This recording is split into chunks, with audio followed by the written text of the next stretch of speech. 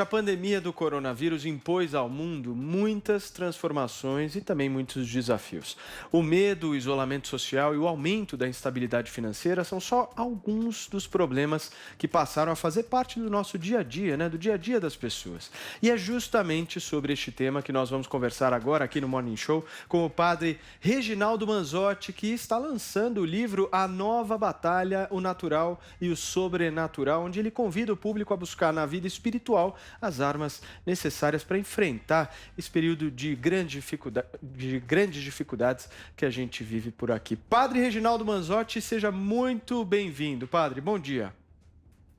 Bom dia, Paulo Matias, bom dia, Joel, bom dia, Paulinha, Vinícius, Adrieles. É um prazer poder estar aqui nessa Sexta-feira Santa, nessa Sexta-feira Maior, como nós chamamos, que literalmente é feriado para todos nós e celebramos esse ápice da doação da vida de nosso Senhor Jesus Cristo. Perfeito. Padre, para a gente começar a nossa conversa aqui, eu queria que o senhor pudesse nos fazer uma reflexão. Qual é a marca que essa pandemia vai deixar na vida de cada um de nós? Olha, Paulo e todos que estão aí e os que estão nos acompanhando, as marcas, elas ficarão para sempre. Não só vai entrar na história de que os vossos netos e bisnetos vão ler, mas é uma marca na nossa personalidade. E muitos que não sobreviveram, que não deu tempo de chegar à vacina. Para outros, as sequelas. E eu chego a dizer que quem está com sequela ainda louve a Deus por ter sobrevivido. Mas as marcas psicológicas, afetivas e espirituais, elas são grandes. Eu tenho recebido diariamente telefonemas, partilha, tenho programa de rádio também, e essas são as sequelas de pessoas desesperançadas, pessoas que, primeiro, revoltadas com Deus, é algo que me preocupa muito, tanto que várias vezes eu escuto pessoas dizerem, padre, como um caso de um Jairo que disse assim, eu perdi minha esposa, meus 2 filhos, eu não consigo fazer as pazes com Deus, porque Deus permitiu, porque Deus mandou esse castigo para a humanidade. Será que nós merecemos tanto? Então você percebe que mexeu com todo mundo. Não é só um ano que nós estamos parados, é um ano que nós estamos confinados. E agora, nesse fundo do poço que estamos vivendo, nesse ano de 2021, as pessoas acabaram jogando para Deus a culpa, como se fosse um castigo de Deus. E eu digo literalmente, Deus não quis a pandemia, Deus não criou o coronavírus. É importante lembrar disso, Deus permitiu, porque nada acontece sem a permissão de Deus, mas isso serve para corrigir, mas não um castigo de Deus, porque essa visão de Deus que castiga já foi suplantada por nosso Senhor Jesus Cristo, que disse, Deus é amor, e onde a essência do amor não pode coabitar o ódio. Então, é a grande dificuldade. Agora, nesse momento difícil, jogar a culpa para Deus. E, claro, aquilo que já estava trincado, quebrou. Eu tenho percebido, e isso eu tenho trabalhado no meu livro Nova Batalha, o problema social já existia, era grave, só não estava tão aflorado. Com a pandemia, o desemprego, a carência, a fome, ela se tornou mais nítida. Então, é algo que vai ter que ser enfrentado. Outra coisa são relacionamentos. Eu li um artigo esses dias que nessa pandemia o que mais se fez foi comer, engordar, beber e rezar. Não sei em que ordem, mas quem já estava mal no relacionamento, casamentos que já estavam trincados, agora se espatifaram. E isso tem consequências muito grandes para as pessoas e para as famílias. Perfeito. Padre, você falou aí dessa dúvida que as pessoas têm, então, de repente pensar por que é que Deus enviou essa pandemia, né?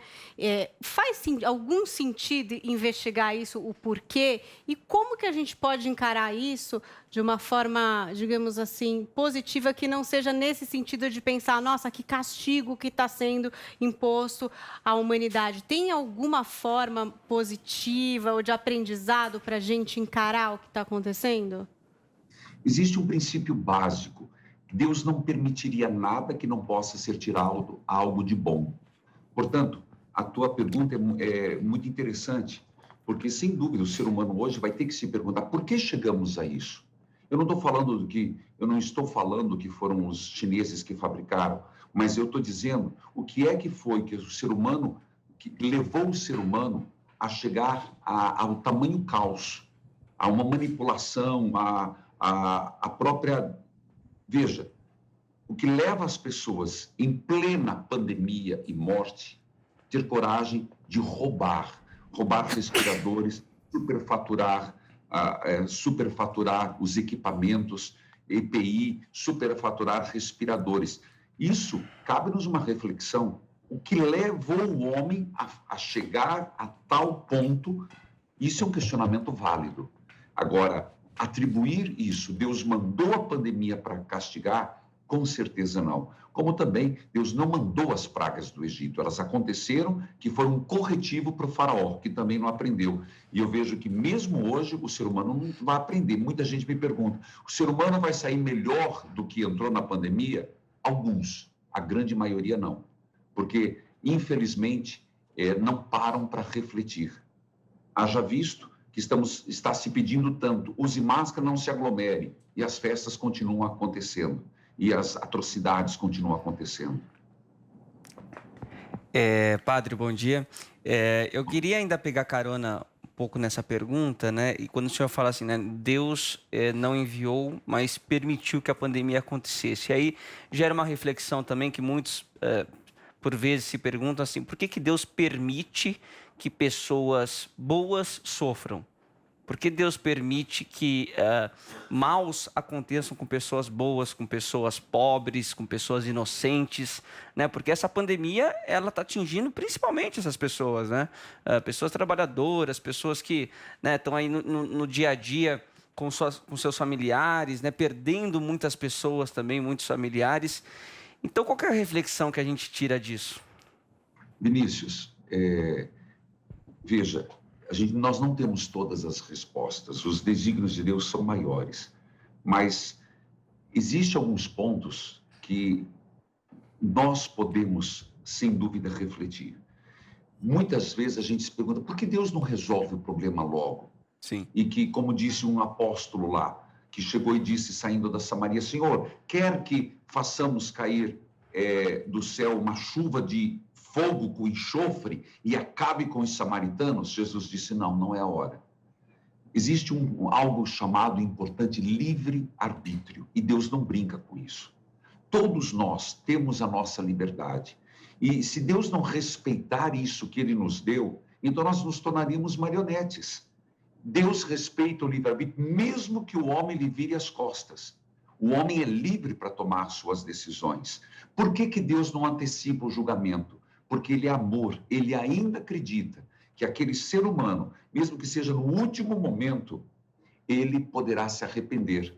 Por isso, mesmo que Deus queira descer o braço poderoso dele, na sua justiça, a misericórdia segura, as chagas de Jesus segura. E para que a humanidade, ainda se Deus acredita na humanidade, mais do que a humanidade acredita nela, de que um dia o ser humano vai ser redimido aqui, nesse reino ainda, claro, o aqui ainda não, mas na história, a história caminha para uma evolução da bondade.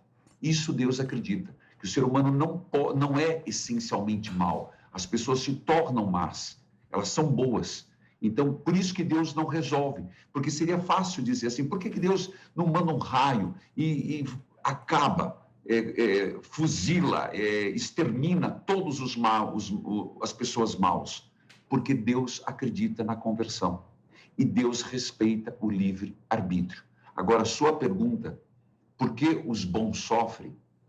Eu não tenho resposta. E certa vez, uma criança, uma japonesa, eu nunca vou esquecer, ao Papa Emérito Bento XVI, uma sumidade em teologia, lhe perguntou, por que crianças morrem? Por que crianças sofrem? O Papa disse, eu não sei. Eu também vou ter que perguntar a Deus quando vê-lo face a face. Nem todas as respostas nós temos neste mundo. Padre, muitíssimo bom dia. A gente sabe, e é bíblico e notório, que a fé sem obras é vazia, é um terreno estéril.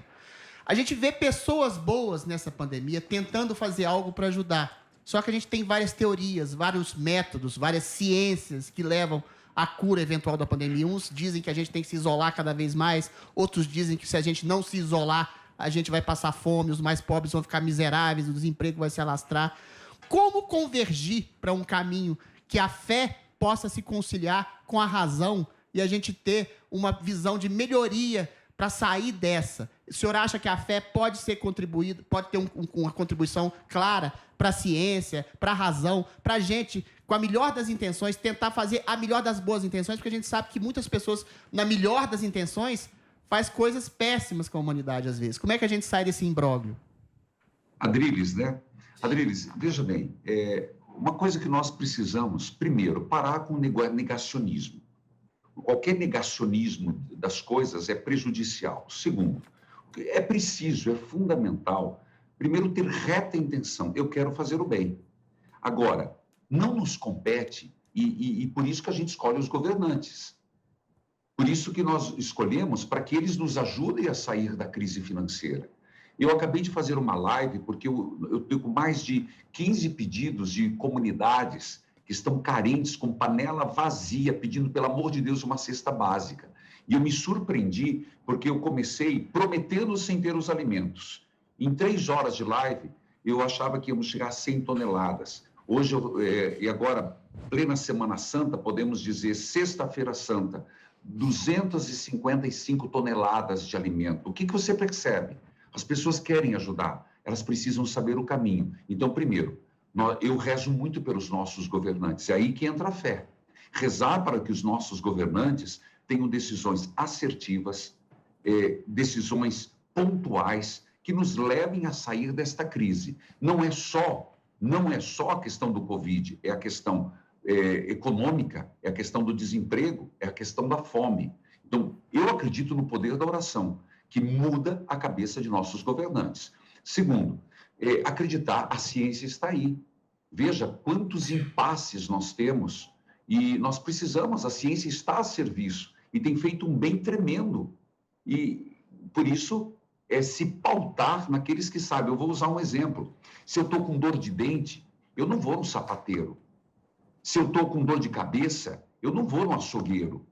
Cada um, a gente atribui a responsabilidade que ele tem na área que ele conhece. O grande problema é que hoje nós temos o famoso Google, as pesquisas, que todo mundo quer saber de tudo e ninguém sabe nada, sabe superficialmente, de forma muito pequena. Então, eu prefiro acreditar em quem tem domínio sobre o assunto.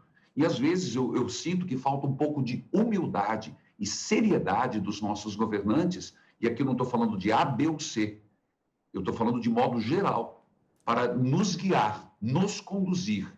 Agora, se faz lockdown, se não faz lockdown, não somos nós. É a mesma coisa querer ser juiz de futebol, todos nós queremos dar palpite. Nós não podemos viver de palpiteiros. Nós precisamos de gente que nos conduza com segurança, com discernimento. A oração entra ali e muda, viu? A oração move montanhas e vai transformando em todas as esferas. Vai lá, Joel. Padre, bom dia. Eu confesso que no início desta pandemia eu cheguei a ter talvez um otimismo, digamos assim, ingênuo, de achar que nesse momento de crise as pessoas iam buscar mais união, mais cooperação, iam se entender melhor. O Brasil vinha tão fraturado, né? Mas, pelo contrário, acho que as divisões talvez tenham aumentado ainda mais e o caos se instalou de forma ainda mais profunda. Eu vejo nisso tudo algumas autoridades religiosas e espirituais, como o Papa Francisco, me parece que deram exemplos muito positivos, mas outras nem tanto. Então, eu queria perguntar para o senhor, qual que é o papel da autoridade religiosa, da autoridade espiritual, num momento como esse de pandemia, de crise? Olha, Joel, as pessoas estão assustadas. Quando começou a pandemia, eu tomei uma decisão. Eu não fui para outro lugar, porque eu moro na igreja. Então, a minha decisão foi fazer os programas de rádio e missa diária, todos os dias televisionada, transmitida. O índice, o Ibope, aumentou muito. E pessoas que não me acompanhavam passaram a acompanhar. O primeiro momento foi de terror. As pessoas ficaram com medo. E ali, você sabe que quem não aprende no amor, aprende no dor. O que aconteceu? As pessoas começaram a procurar Deus. Procuraram. Só que se esquece muito fácil. Então, a coisa começou a ficar bipolarizada. Dentro da igreja e fora da igreja, viu? As coisas começaram a ficar muito tensas. Hoje, existe o quê? Pessoas cansadas, pessoas desanimadas, pessoas depressivas. Por isso que eu escrevo esse livro, é como lidar com as armas nesse âmbito, feridas interiores seríssimas, né? Índice de suicídio, eu recebo todo dia 13, 14, impressionante, adolescentes, jovens, pais de famílias que tentam o suicídio. Qual é o papel da igreja?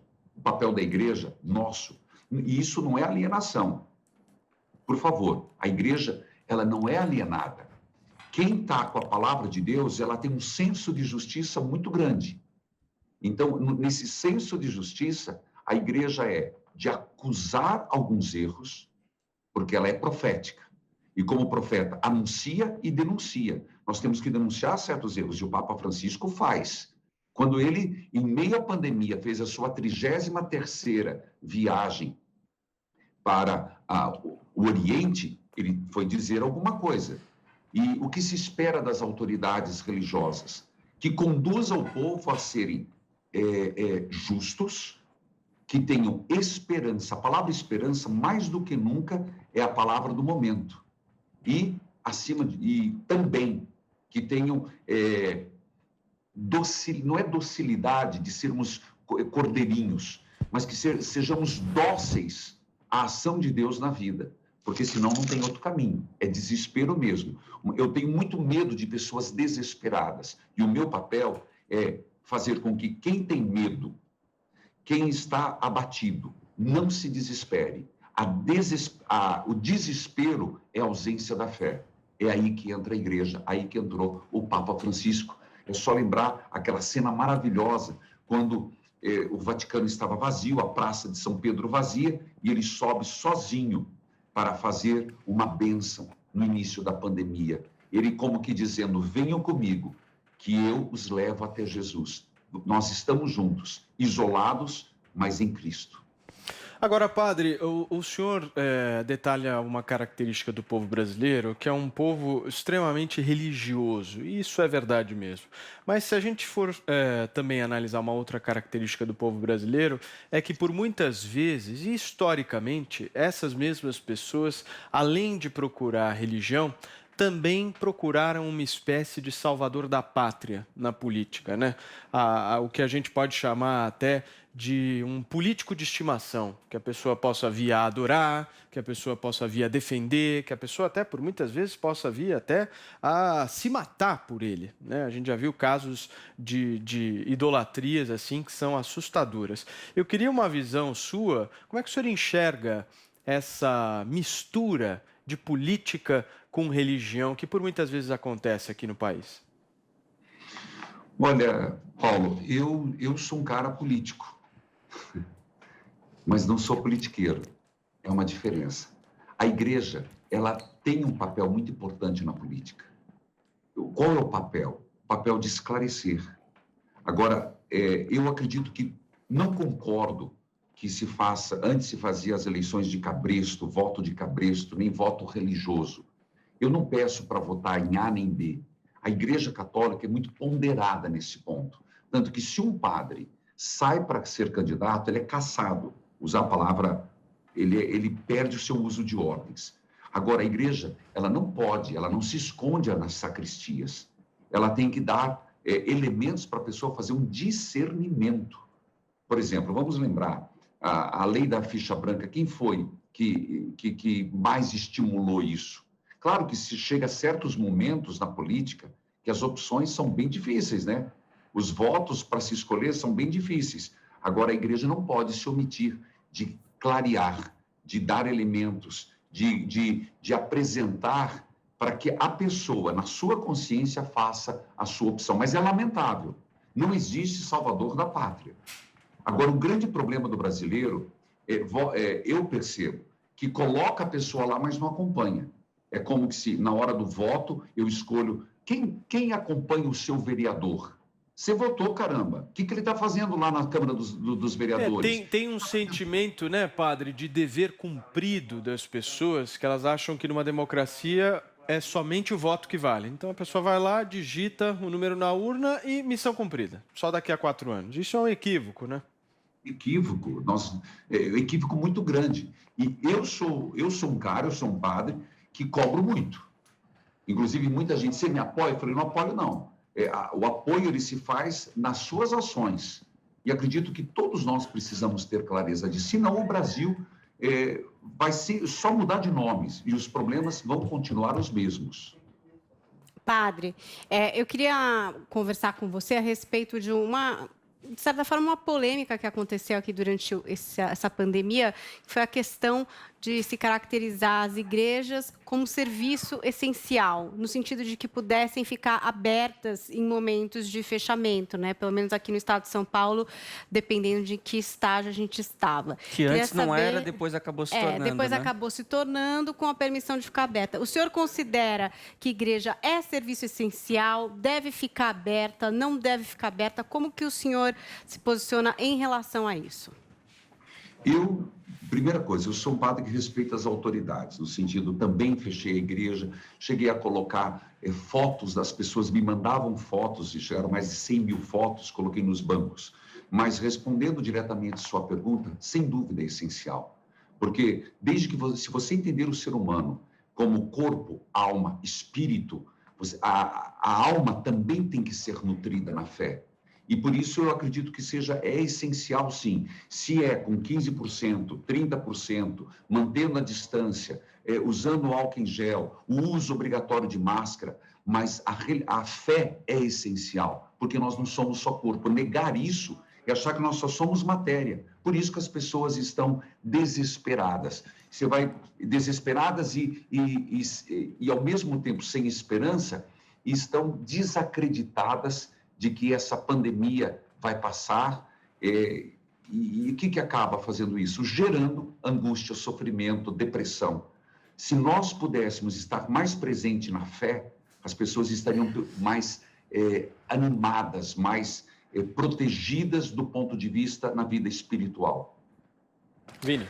Padre, esses dias o Papa Francisco fez uma reflexão que ele disse que o diabo se aproveita da pandemia para semear desconfiança, desespero e discórdia. Eu queria saber do senhor se essa pandemia também serviu para mostrar que o pior lado das pessoas, o lado do ódio, o lado da intolerância, o lado da discórdia, do egoísmo, do individualismo. Como é que o senhor observa isso?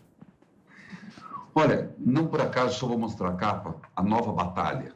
Nova batalha pós-pandemia. Final de pandemia e um novo começo, um novo normal. Sem dúvida. O diabo é inteligentíssimo. Lembremos que ele perdeu a santidade, mas ele não perdeu a inteligência. O diabo é Lúcifer, um dos arcanjos, o luciferário, aquele que segurava a luz, que se rebelou contra Deus. Ele foi expulso do paraíso. Metaforicamente, uma análise, ele foi para o inferno, mas ele não perdeu a sabedoria. E ele se aproveita. É só deixar uma brecha, ele toma conta. Então, aquilo que já era ruim, se agravou. A pessoa já era gananciosa. E chegou a pandemia, o inimigo aproveita mais. Eu não vou perder. Se eu puder ganhar dinheiro no medicamento, eu vou subir o quanto é o que estão precisando agora, vou subir tudo, vou aumentar os preços. O diabo existe. Ele é real, ele não é... Muita gente quer dizer que é um pensamento, é conversa de igreja. Não, o diabo é real, é um anjo decaído.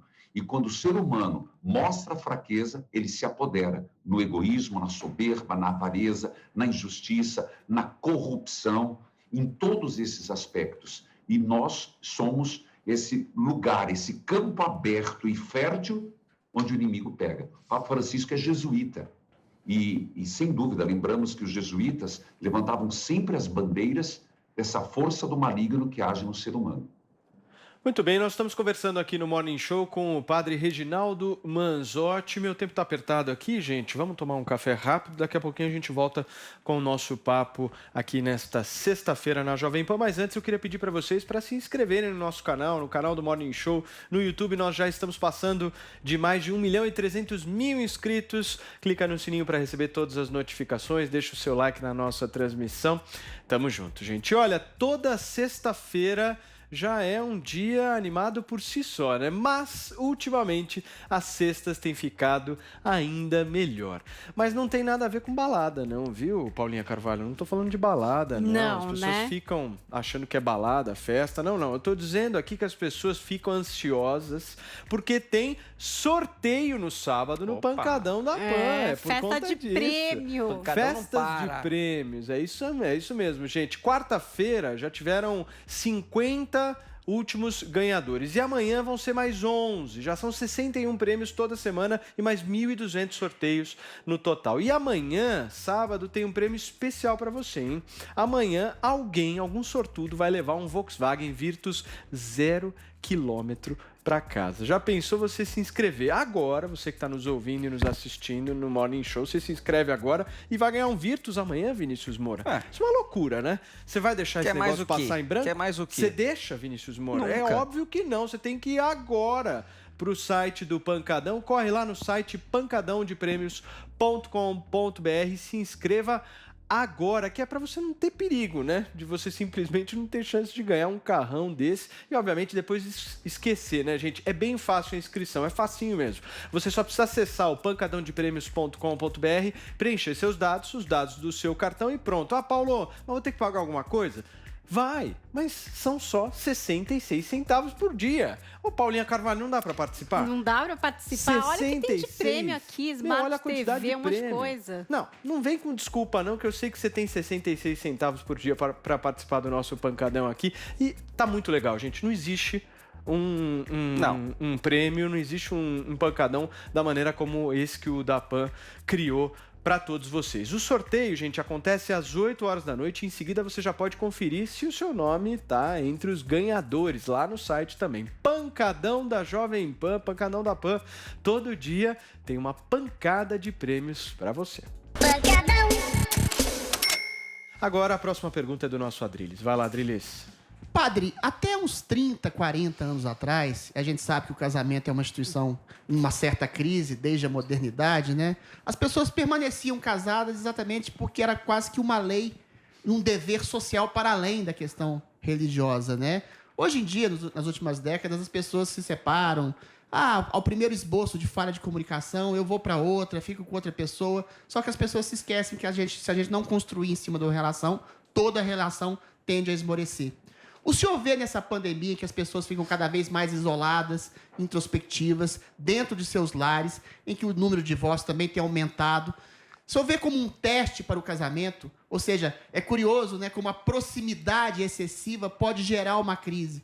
Você contemplar a pessoa que você ama, você discutir com a pessoa que você ama, você tentar se revelar e revelar a pessoa que você ama para você mesmo. Isso é um teste. A pandemia pode ser, aí sim, uma espécie de teste, essa clausura, esse confinamento, para que a gente se reconheça no outro e tente melhorar as nossas relações mais íntimas, sobretudo com nossos familiares? Sem dúvida, a sua colocação é muito interessante. Nós sabemos que algumas estatísticas saíram de que, de fato, o divórcio aumentou.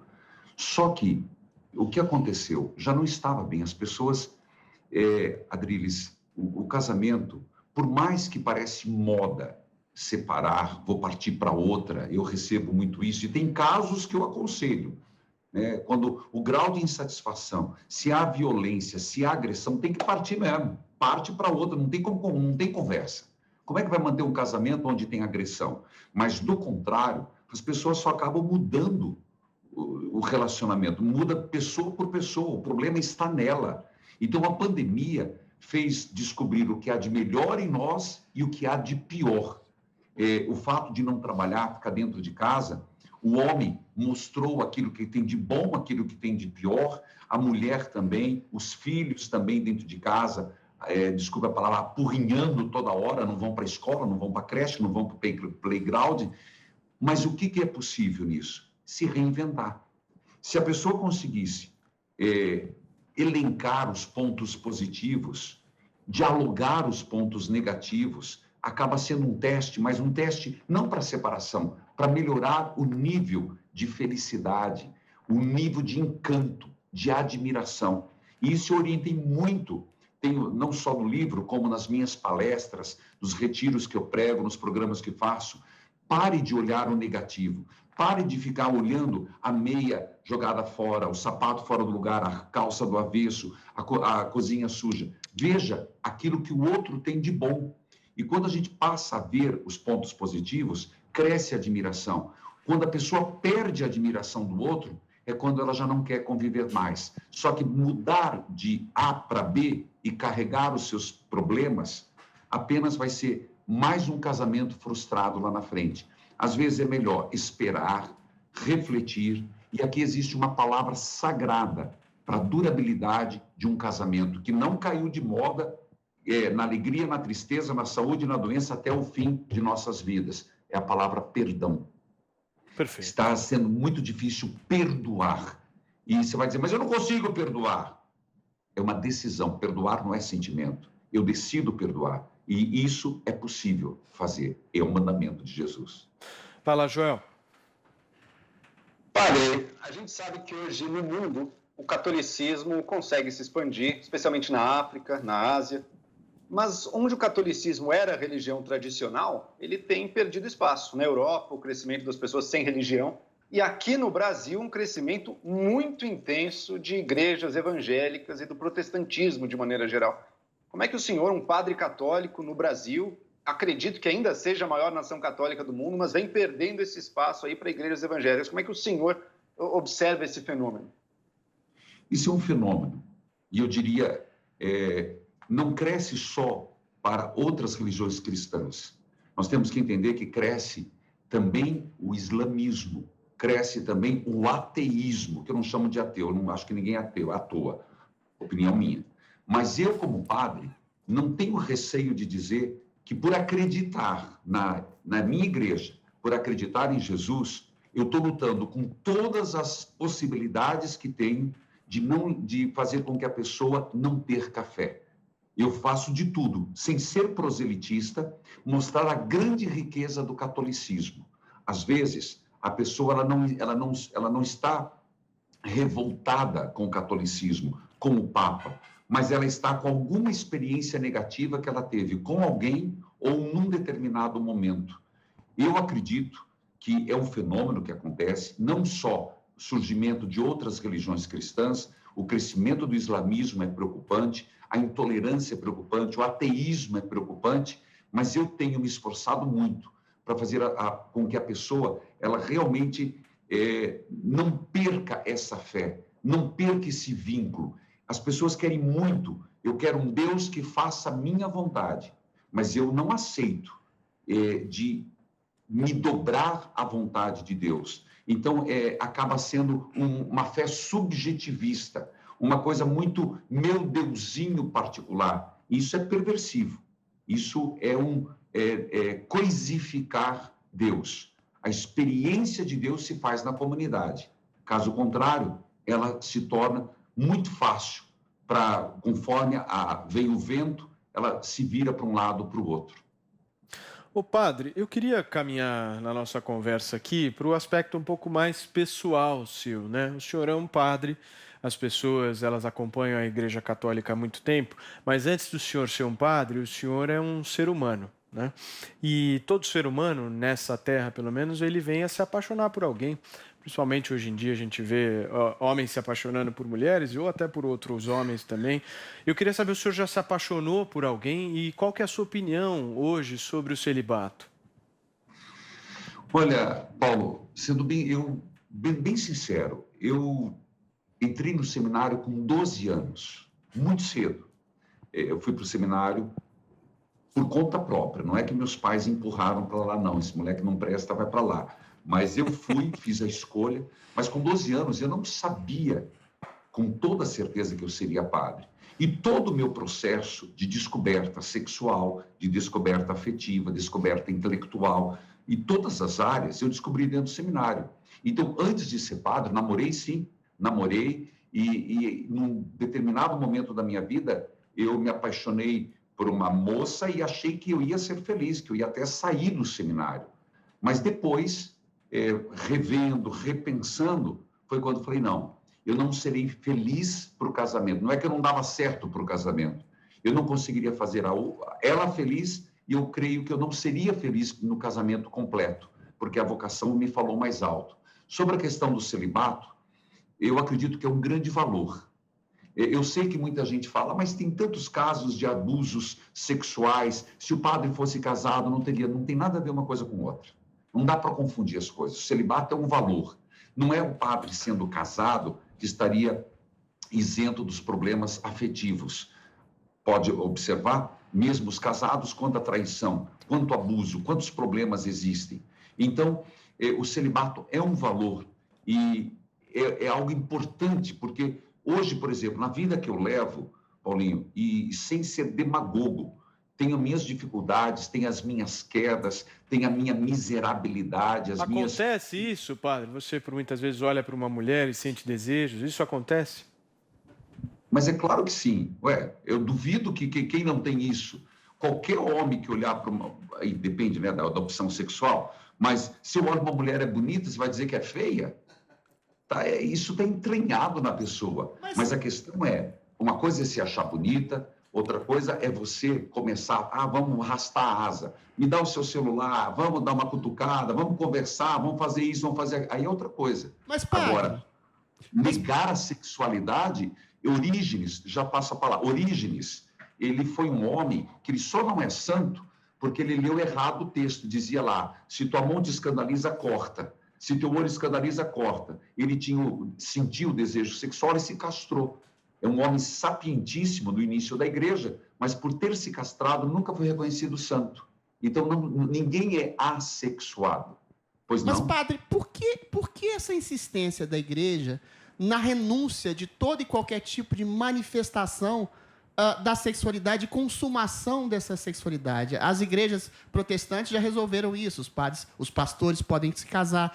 Essa renúncia da sexualidade não provoca problemas tão graves na igreja? Por exemplo, você confina uma série de homens num celibato, num seminário durante anos, a probabilidade de acontecer relações homossexuais, por óbvio, é muito maior. Ou seja, não seria mais interessante você libertar para a construção da sexualidade, aquela que se converte, inclusive, em amor, em vez de castrar, entre aspas, toda e qualquer tipo de manifestação da sexualidade, como se fosse a gente ir direto para o céu como anjinhos castrados? Ou seja, não seria melhor a igreja resolver esse problema acabando com essa instituição do celibato e resolvendo uma educação da sexualidade para o amor, para os padres, inclusive, para o sacerdócio, inclusive? Concordo e discordo, porque eu acredito, com todo respeito, se colocou no mesmo balaio problemas bem distintos. E vou tentar explicar. Uma coisa é o que eu penso sobre os padres casarem, é uma coisa. Outra coisa, o fato de terem homens morando junto não quer dizer que vão ter relações homossexuais, mesmo porque quantos gays... Mas é mais propício, né, pai? Dentro da igreja. Né? E hoje existe uma orientação muito clara da igreja em todas as áreas, que não se ordena pessoas com orientações homoafetivas. Isso é claro, não é ordenado pessoas que tenham a orientação homoafetivas. Mas que no futuro próximo, o Papa Francisco tentou, mas no futuro próximo, poderá acontecer que os padres sejam casados. Isso pode acontecer, já é no Oriente. E isso não é uma questão de dogma, mesmo para o catolicismo. O senhor defende isso? Eu acredito que é inevitável que isso aconteça, apesar de que acredito no valor da castidade. Hoje, eu vivo a castidade e busco a castidade, mas eu acredito que no futuro próximo teremos padres casados, sim. O Papa quase colocou, mas ele recuou num passado recente. Mas no futuro acredito que isso possa vir a acontecer. Mas isso não tira os problemas que existem. Não é com isso que vai se resolver. E a palavra castração não é o que acontece. Não é o padre castrar a sua sexualidade, é redimensionar a sua sexualidade. Ora, O problema, o marido e mulher não são chamados a viver castos? São. Marido e mulher vivem a castidade. Não é que não vão transar, mas um vive para o outro. São castos entre si. Então, a castidade é um valor. Padre, agora ainda sobre este assunto, quando a gente passa pelo outro lado, né, sobre como os fiéis enxergam a figura do padre, né? O Paulo falou aqui sobre a adoração, né, na questão dos políticos, mas isso também tem com relação a líderes religiosos, e recentemente o senhor foi alvo até de uma grave acusação que depois não se confirmou, de uma jovem que disse que teria engravidado do senhor.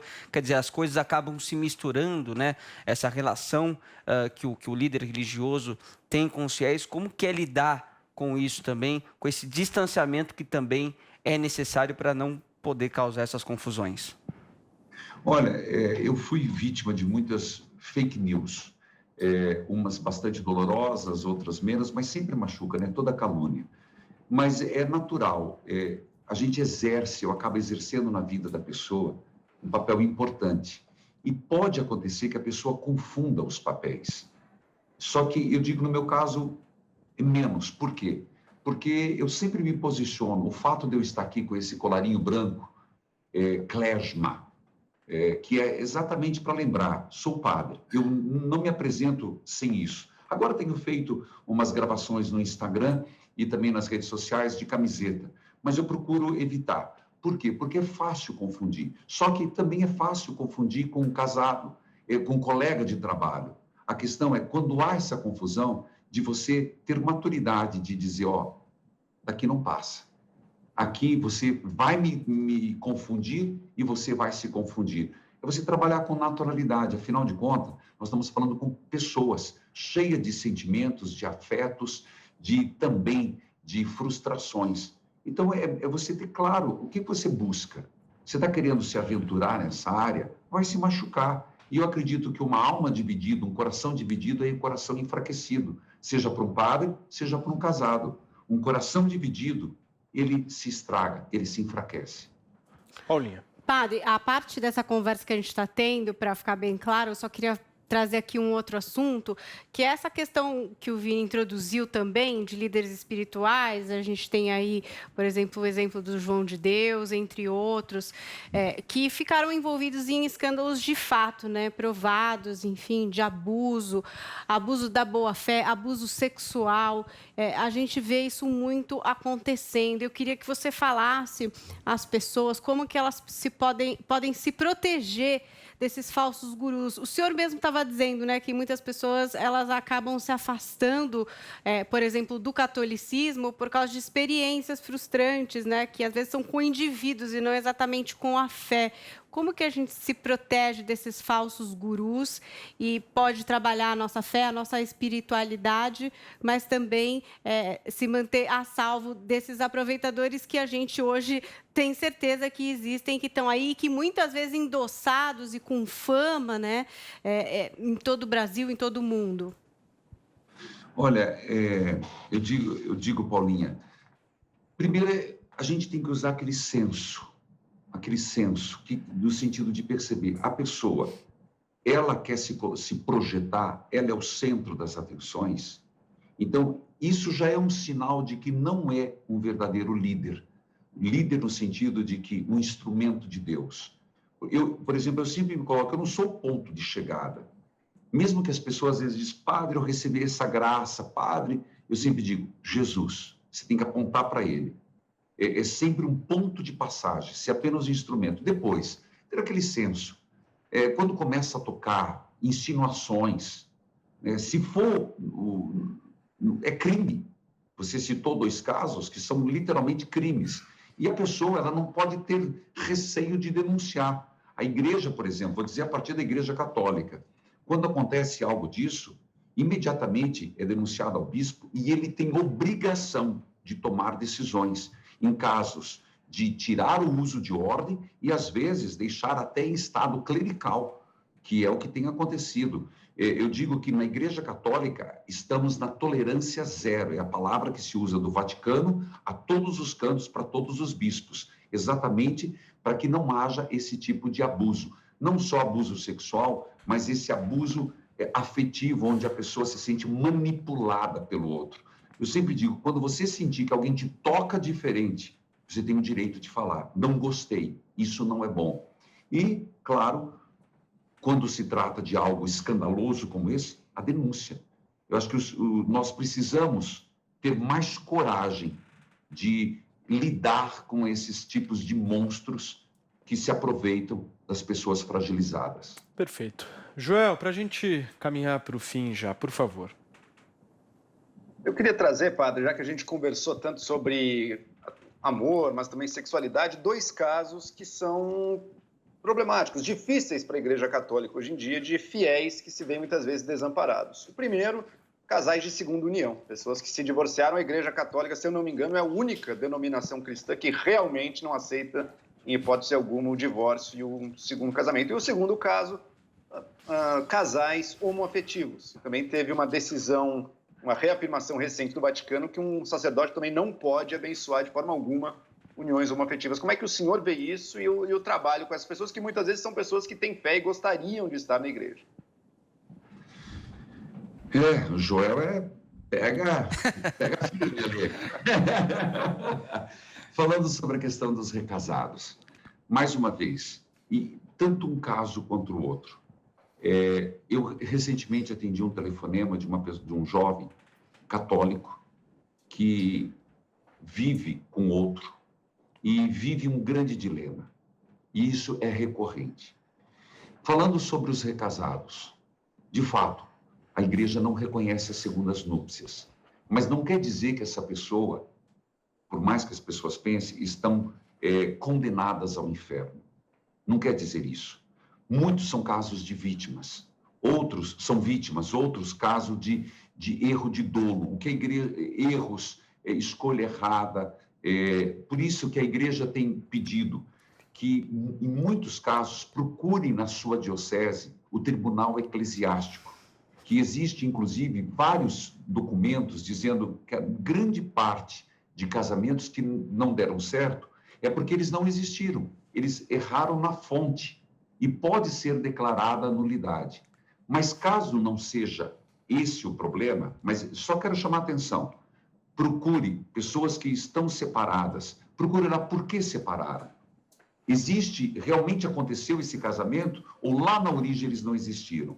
Segundo, se é um caso que realmente estão vivendo junto, vivam bem. Eduquem os filhos bem. A misericórdia de Deus é maior. É maior do que a própria igreja.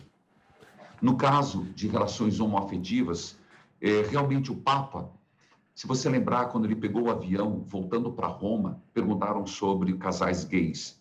E ele diz, quem sou eu para condenar?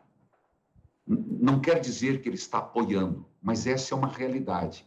O que o Vaticano, agora recentemente, eu li o documento, é que se pensava que podia dar bênção em particular, mas as pessoas não entendem esse sentido de bênção. Esse bênção é como se estivesse legitimando o casamento. Então, a igreja não pode administrar uma bênção em algo que está, na sua origem, ferindo. Eu sei que é difícil falar isso, mas Deus fez homem e a mulher, e esse é o princípio da igreja. Depois, a misericórdia de Deus, é isso que eu quero dizer, a quem está vivendo uma união homoafetiva. Deus é maior do que tudo isso. Faça o bem. A caridade cobre uma multidão de pecados. Não espere que a igreja faça aquilo que ela não pode fazer, mas Deus é maior do que a própria igreja. Eu vejo muita gente tentando, lutando, não escolheram se assim são, e aqui eu não quero entrar em outras áreas, dizer se é lícito, se é ilícito. Eu só quero dizer, são pessoas amadas de Deus que estão tentando viver do jeito que pode. E quem sou eu para julgar? O que eu faço é rezar e dizer, façam o bem, vivam de forma honesta, lutem naquilo que podem e a bênção de Deus, na sua misericórdia, ele o fará. Adriles. Padre, quando a gente busca uma religião, sobretudo o cristianismo, a gente está buscando um sistema de sentido, e através desse sistema de sentido, uma forma de ser feliz. E a gente percebe, a gente fica um tanto quanto confuso, que Deus chama todos não só a ser cristãos, mas a serem santos. E a gente percebe que os santos, os mártires da igreja, tiveram uma vida miseravelmente sofrida. Eu queria que o senhor fizesse uma reflexão sobre a pontual diferença entre a felicidade frugal, o prazer frugal, e se é possível uma felicidade frugal no meio cristão nesse sentido, em contraposição à realização. Cristo, por exemplo, foi crucificado, morto, torturado, massacrado, mas tinha no seu ato de perder a vida para salvá-la e salvar a humanidade, um ato de comunhão e de abraçar a humanidade. Como é que a gente pode encontrar um tipo de felicidade dentro dessa realização no cristianismo que é tão sofrida? Olha, hoje nós estamos na Sexta-feira Santa. Como começou o nosso amigo Joel também falar, um dia de jejum, de abstinência de carne vermelha, porque, e vocês não perguntaram, mas hoje é o dia de não se comer carne, porque para lembrar que o único sangue quente a ser derramado hoje na face da terra seja Jesus Cristo. O jejum, que é para um domínio do corpo, para que nós não sejamos reféns dos nossos ímpetos. E um dia a mais de oração, hoje, sexta-feira. Mas hoje nós nos deparamos com um Cristo que foi macerado, um Cristo que foi humilhado, um Cristo que foi pregado na cruz. Mas, por favor, o cristianismo não é sofrência. Não é sofrimento. Nós não precisamos pensar que para ser cristão eu preciso sofrer. O sofrimento não foi desejado por Deus. Jesus não morreu na cruz porque o Pai quis. Foram eles que condenaram. Foram os homens que condenaram Jesus a carregar a cruz, a estar no dia de hoje que celebramos diante de Pôncio Pilatos, passar a noite inteira apanhando, receber dos soldados a coroa de espinhos. Então, Deus não é sofrência. O cristianismo não é sofrência. O cristianismo é felicidade, é liberdade. Agora, lembremos que ser fiel a Deus implica algumas renúncias. Isso pode causar sofrimento. Mas veja, não esqueça disso, que nós podemos ter tudo e sermos infelizes. E muitos, você falou de mártires de santos, que não tinham nada, mas tinham uma felicidade interior que movia a multidão. Irmã Dulce, não tinha nada, porque ela se dedicou aos outros. Dizer que ela sofria porque os outros a faziam sofrer. Mas no seu sofrimento, ela tinha uma paz interior muito grande. Ao contrário, cristianismo é paz, é tranquilidade, não é sofrência. Quem faz sofrer os cristãos, quem fez sofrer Jesus, quem faz sofrer os santos, é o mundo do mal. Perfeito. Nós batemos um papo aqui, entrevistamos nessa Sexta-feira Santa o padre Reginaldo Manzotti. Padre, para a gente finalizar mesmo a nossa conversa aqui, eu queria que o senhor pudesse deixar uma mensagem. Afinal de contas, hoje é um dia muito especial para o catolicismo. Eu queria que você, para a nossa audiência, deixasse a sua mensagem nesta Sexta-feira Santa. Primeiro, gostaria de agradecer muito, Paulo. Obrigado, Paulinho. Obrigado, Joel. Obrigado, Vinícius. Obrigado, Adrielis. Obrigado quem está nos acompanhando. E eu gostaria de deixar minha mensagem que, muito breve, nós vamos ter a Páscoa. E na manhã da ressurreição, algumas mulheres pegaram os perfumes e foram até o túmulo de Jesus para encomendar o corpo. E a preocupação era, quem vai nos tirar a pedra? A pedra era pesada. Quando lá chegaram, a pedra já tinha sido removida. Eu diria que nós hoje estamos vivendo esse mesmo momento. Estamos diante de um túmulo, estamos numa pandemia, com uma grande pedra no nosso caminho. E a gente fica se perguntando quando essa pedra irá rolar. Eu creio piamente que Páscoa é isso, rolar a pedra. E o Senhor não está demorando, Ele está caprichando. E com certeza as pedras nessa Páscoa podem ser roladas pela força do ressuscitado. Portanto, que cada um com sinceridade peça a Jesus, rola essa pedra da minha vida, da minha família, da nossa história, e que cada um possa se sentir confortado. A morte já foi vencida, a pedra foi rolada, aquilo que era trevas já virou luz em Cristo. Por mais que estejamos na pandemia, vivamos a Páscoa, ressurreição, luz, vida nova.